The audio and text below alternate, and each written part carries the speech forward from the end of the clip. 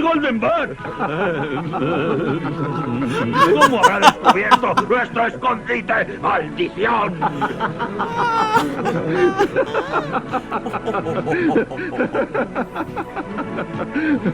Oh boy, there's a lot to unpack here. Mom, can we have Batman? We have Batman at home. Batman at home.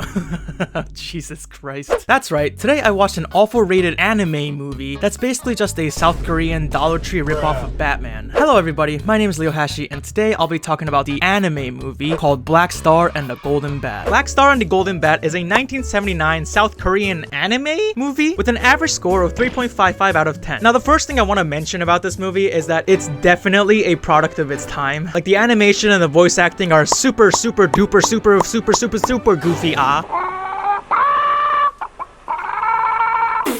So I feel like I can't really complain about these parts of the movie because, I mean, let's be real, the technology that they had back then is very different to what we have nowadays. This is a movie that can only be made during a time period where copyright laws weren't as strict as they are now. Because this isn't even like a ripoff. This is literally just Batman slathered in butter. Dude, it was so hard finding this movie. I looked so hard to find the original, which I couldn't find anywhere. So I ended up having to watch this South Korean movie dubbed in Spanish with English subtitles. Yo hablo un poco español, pero no bueno, so this was very interesting. Now before we go over the story of this movie, I should just say here that I ended up loving this movie a little too much.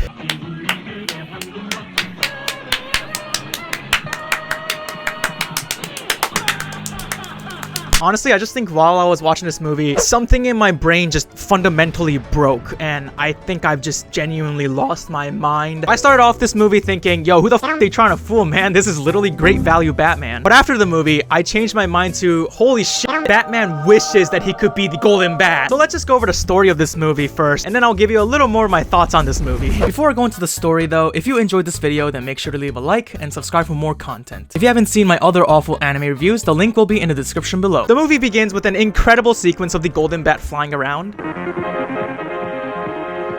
A rocket project created by somebody named Professor Kim is announced, and our villain, whose silhouette looks kind of like Shrek, gets mad about it or something. I don't really know. He calls the space station up and he's all like, hey yo guys, what's up? What the dog doing? I'm about to steal all your rocket blueprints and all that shit. And he announces that his organization called the Black Star is armed and dangerous. We then see a very amazing scene where the organization Black Star steals the blueprints from the space station.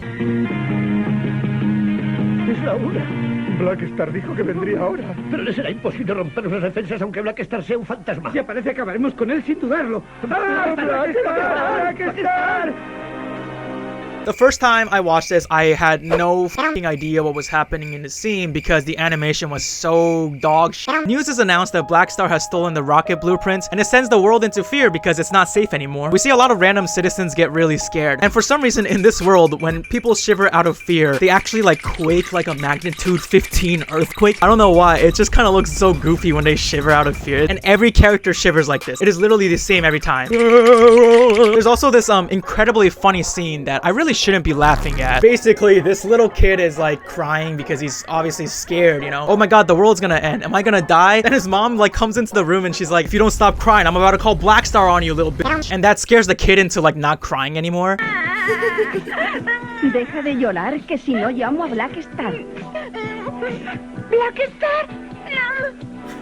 What the f? No, Mama, Black Star, no. Mama. Yo, these mothers be disciplining their kids by threatening to call a crime organization.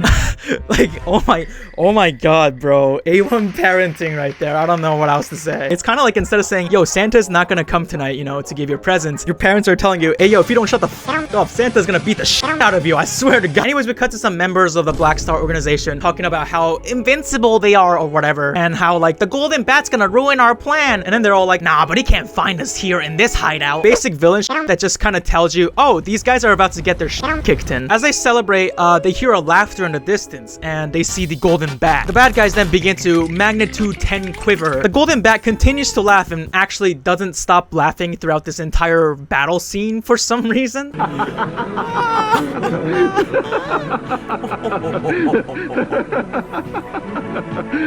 And also, like 90% of his dialogue in the movie is basically just him laughing.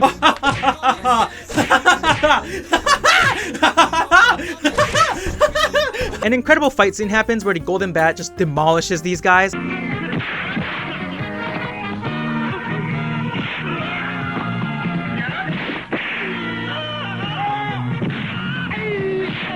And leaves them like stripped naked of everything except their underwear. The bad guys then wake up and then they begin to laugh at each other like, look, this loser's in his underwear. But then they hear the big bad boss coming down the stairs, and this guy is named Black Star. The minions stop laughing and begin to magnitude 10 quiver once again out of fear. And Black Star yells at the stupid minions, and then he announces that the Golden Bat will be getting defeated by us or something. Just to clear something up so it's not confusing, this organization is called Black Star and it is run by a guy named Black Star. Yeah, that's not confusing at all, but whatever. We're then introduced to our main character. Somehow, after looking online as well as like rewatching parts of the movie to try to find it, I still don't have any idea what his name is. So we're just gonna call him Ligma for the sake of this story. So Ligma's just like walking around making cat noises for some reason. And then he walks by an actual cat, and the cat turns to him and goes, "Wow, bro, that's a weird cat, meow." Qué gato tan raro. En mi vida había oído maullidos como esos. And then Ligma turns to the cat and he says, "Sorry to bother you, but I'm also actually really good at making faces." And then he starts making like these weird faces. I don't know what's happening. He goes outside to the forest where he then LARPs with a bunch of neighborhood kids as well as a talking dog. After this epic LARP session ends, another one of our main characters, a kid named Chicho, wanders out into the forest on his own, pissing his pants but claiming he's not scared. Thankfully, we have a scene of talking animals explaining to us what Chicho is actually feeling. Because I guess we needed that. Jigali, 감사합니다, animals. I'm so sorry. Chicho then encounters a weird creature in the forest and gets extremely scared. I genuinely think he canonically might have shit his pants in this scene. Anyways, Ligma and the talking dog go look for Chicho in the forest, and they find him unconscious on the ground. Ligma wakes Chicho up, and then Chicho begins to have a mental breakdown, and he's like, "There's a ghost in the forest!"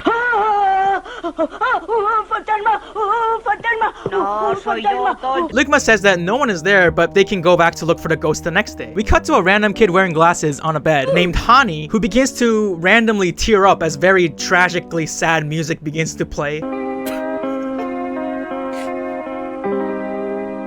What is happening? Who are you? And admittedly, I kind of started laughing a little bit at this scene because, I mean, come on, look, you can't tell me this doesn't look goofy a little bit, okay? Like, sue me. Don't do that, but you know what I mean. Ligma, Chicho, and a girl named Junie all walk into the room to visit. The boy is very clearly sick. And you know what? In my defense, okay, I laughed before the reveal that he was like extremely sick, okay? I didn't know, okay? It could have been any random kid in a random bed just crying, okay? Which I guess now that I say it out loud doesn't really make my case sound any better, but anyways, let's just move on. Hani tells the others that he saw the Golden Bat in his dreams and that he wants to become like the Golden Bat when he grows up and destroy evil. He then asks his friends, "Hey, when are you gonna go look for the ghosts in the dungeons or whatever?" Yeah, to be honest, the subtitles kind of sucked ass and honestly almost gave me an aneurysm a few times trying to understand it. The others respond that they're going tomorrow. Hani then starts to cough his entire lungs out.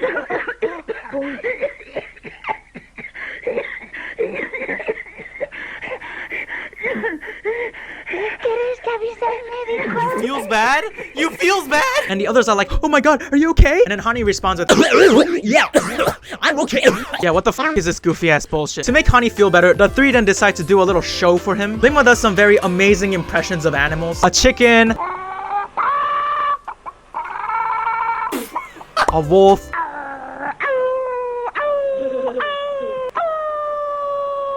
a nightingale, and a monkey.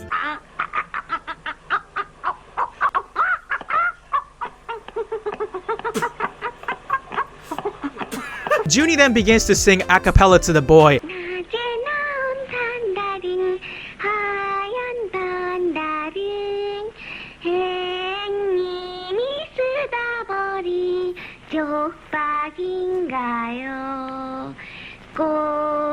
And at this point, if I was Hani, I would probably ask the sickness to speed it up a little bit because I don't know if I'd really want to be there in that moment because it just feels really awkward. I can just imagine Junie pulling out a ukulele and just wait, hold on. Toxic gossip train. Hani begins to cry, and then we suddenly see a flashback of Hani's early life where he's next to his mother who is in bed dying. What the fuck, dude? Mamá, ¿por qué? Why are you doing this to me? I don't want to laugh at this. Si muero, ¿quién se hará cargo de mi pobre pequeño? No puedo cerrar los ojos, no puedo dejarte solito, hijo mío. No te mueras, mamá, no te mueras, por favor. This scene is quite literally one of the most depressing things that I've ever seen in my entire life. It's not funny. It's not. This stop. Yeah, the mother just basically dies in front of the kid, and then the kid just kind of lives without parents after that. Like, we literally see him like right after this in another flashback where he's like delivering newspapers to the neighborhood, but it's in like the middle of like an absolute 0-degree like blizzard. Junie brings him a hot chocolate and then gives him gloves because apparently no one in this fucking neighborhood gave this poor kid a pair of gloves and like in a blizzard. Is he like delivering the newspapers for somebody? Do they not like have gloves? Like, I don't understand. Hani then bumps into Ligma and Chicho. They give Hani a jacket because apparently, and this is real dialogue, Chicho got too fat to wear the jacket. Pues precisamente veníamos en tu busca. Ya sabes que Chicho engorda cada día más, ¿verdad? Pero mira... engordo un tanto hacia la hora. Sorry, it's just, I don't know why, it's just so blunt that it makes me laugh. Oh yeah, my homie right here, he's too fucking fat to wear this jacket, so you can have it. Now that's a feeling that I can definitely relate to. They then take the newspapers from him and finish the job for him, which, you know what, nice friends. Nice. We return to the present where Chicho is doing some goofy ass shit.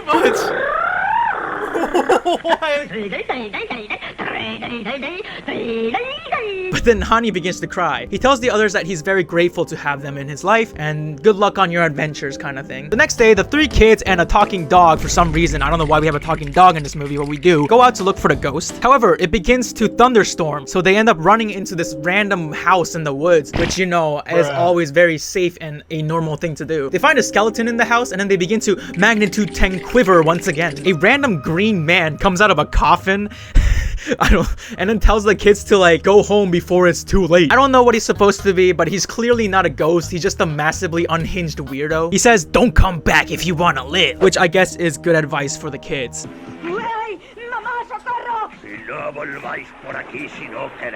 As they walk back, they find out that the ghost or creature, whatever, that scared Chicho the day before was actually just a puppet and a tape recorder set up to scare people. Unfortunately, they then bump into a few soldiers from the Black Star organization, and Chicho sneezes, which almost gets them caught. However, these soldiers hear a lion in the distance, and they get scared, so they run away.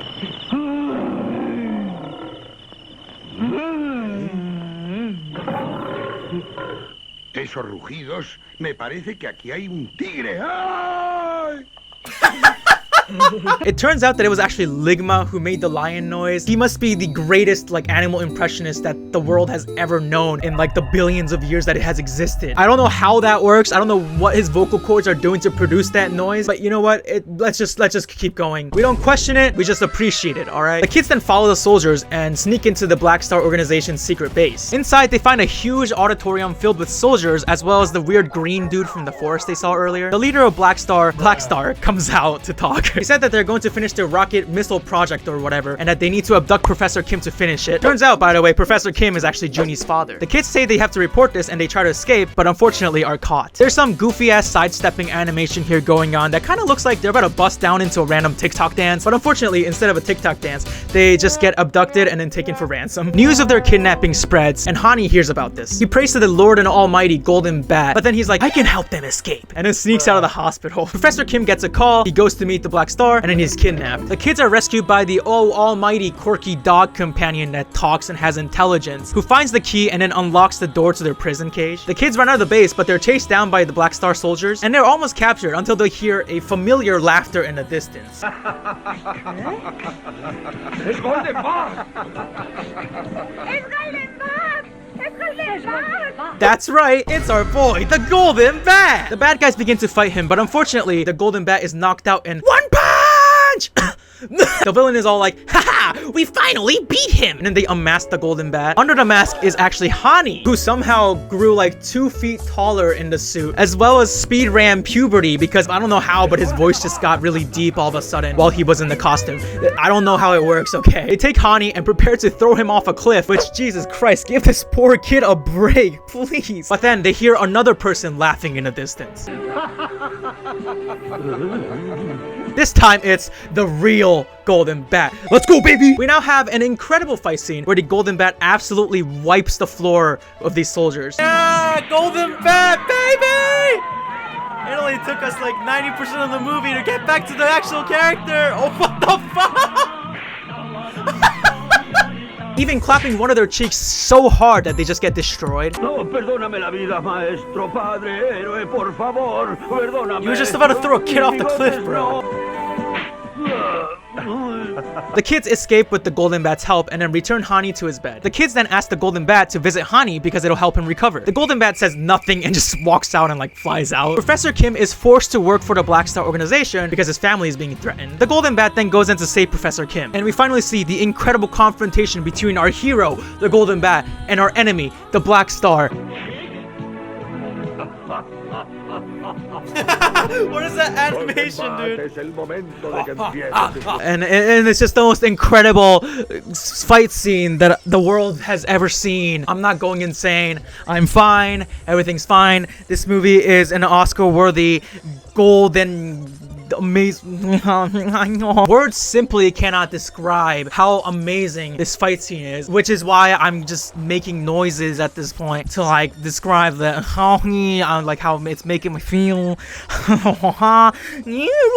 This film is true art, okay? Fuck Marvel, fuck DC. This is the greatest superhero movie to ever be made in the history of any superhero movie of all time, and you can't say anything against it because otherwise that just means I've lost my brain cells for no reason. And you can't let me do that, okay? I need to have gotten something out of this experience, okay? Please just let me have this one. The golden bat then defeats Black Star, and then the whole base just explodes. Black Star then says, "I will see you again," which tragically does not happen because this movie unfortunately did not get a sequel, which makes me really upset. Like actually so upset, like genuinely so upset. We then cut to the doctor telling the kids that Hani's condition is so bad that he might need a miracle to survive. The others begin to cry, and then they go visit his room, telling him the lie of, "Yeah, you're getting better, man, don't worry." Hani then tells them, "I have to face the fact that I'm dying soon," which is just, oh my god, please give this kid a fucking break. Me hubiera gustado ver a Golden Bat antes de morir. Habría visto realizado el más hermoso de mis sueños. He then asks his friends to sing him a song about the golden bat before his end.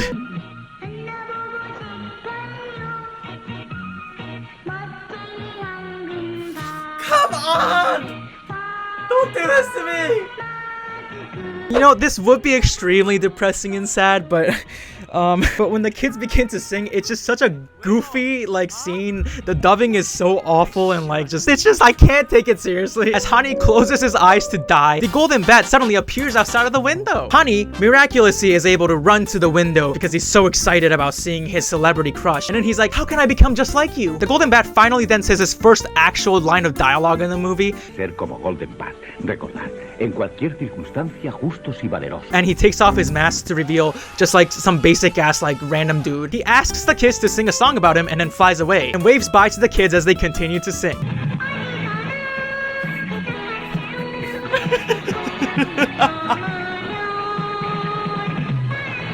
Hani somehow miraculously recovers from his illness that was literally about to kill him because he met his idol, which is like, okay. You know, if I was like Hani's age, bedridden from like, you know, an incredibly incurable disease that's literally going to kill me, and then like suddenly I hear a knock on the door and it's just like, "How's it going, bros? My name is PewDiePie." Honestly, I would probably go through the same thing where this biological thing that's gonna kill me is suddenly gonna get cured. Yeah, this movie makes a whole lot of sense. But anyways, yeah, that is the story of Black Star and the Golden Bat.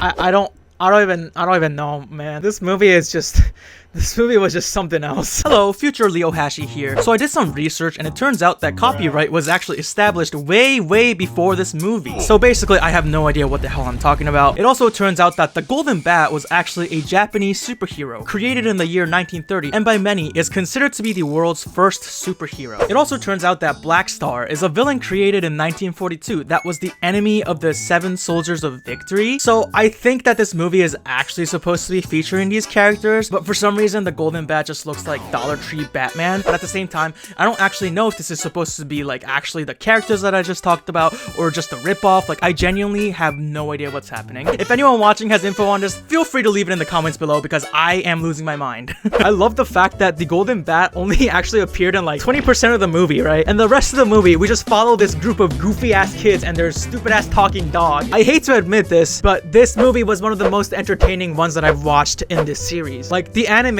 was just so funny to me. Their faces were so weirdly disproportionate and like my heart would jump with joy every time they would do the fucking quiver animation when they were scared. I don't know why. It just, the goofiness just made me so happy. And the fight scenes are just, oh my god, dude. I wish the Golden Bat like clapped my cheeks like he did to that one villain in that one fight scene. Like, also, I just can't get over Hani's like story, like just how incredibly sad and depressing it was. He has this really sad and tragic backstory and we see some flashbacks where it's like, oh my god, give this poor kid a fucking break. And then he's about to die at the end of the movie. But then he suddenly meets his celebrity crush and then this all just goes away. What is happening? Obviously, it's a really old movie, so I didn't really expect anything like incredible. And honestly, I thought I was gonna hate watching this movie. But no, honestly, I just feel like Hani right now. I want to become the Golden Bat and defeat some evil. I think this movie might have inspired me to change my career path. Mom, Dad, I'm sorry to say this, but I think I'm going to quit trying to be a socially adjusted adult with a job and instead become a ripoff vigilante to defeat the evil in this world. I mean, I don't really know what else I can say about this movie other than the fact that it's just peak, you know? I'm gonna give this movie 7 ironic Hanis out of 10, which